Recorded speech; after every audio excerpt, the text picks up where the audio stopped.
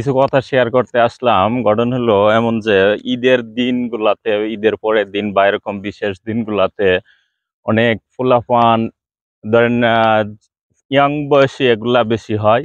ছোট বোন অথবা বাস্তি এরকম কিছু মেয়ে মানুষ পিছনে তুলে বোরখা পরা অবস্থায় নিয়ে যাচ্ছে কোনো আত্মীয় বাড়ি বা কোনো কাজে।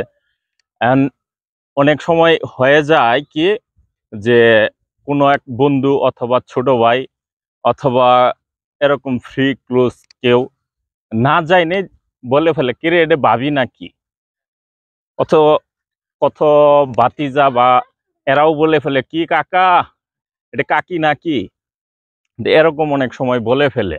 তা আসলে এটা ঠিক না। এরকম এক বিড়ম্বনায় আমিও একদিন পড়ছিলাম।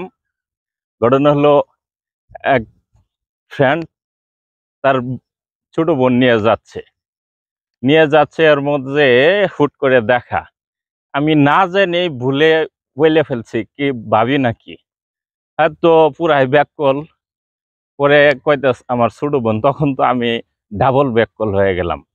কিন্তু এই অবস্থায় কি করণীয় আমার, কোনো কথা না বলে চুপচাপ থেকে আর দ্বিতীয় কোনো কথাই বলি নাই, সেখান থেকে চলে আসছি।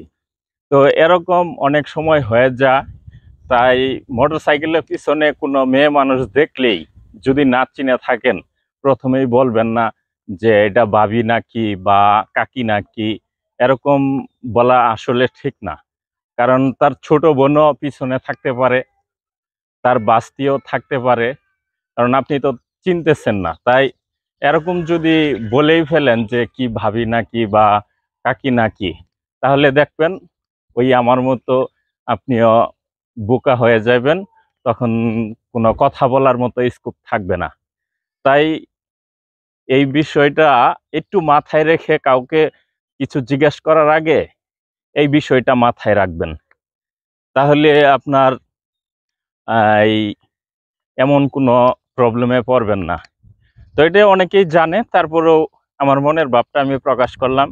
ভালো লাগলে বা কোনো দুষ্ট বন্ধু যদি থাকে যে না জানি কোনো মেয়ে মানুষ পিছনে দেখলেই বলে ফেলে যে ভাবি নাকি, তাদেরকে মেনশন করতে পারেন। তো সবাই ভালো থাকবেন। খুদা হাফেজ। আসসালামু আলাইকুম।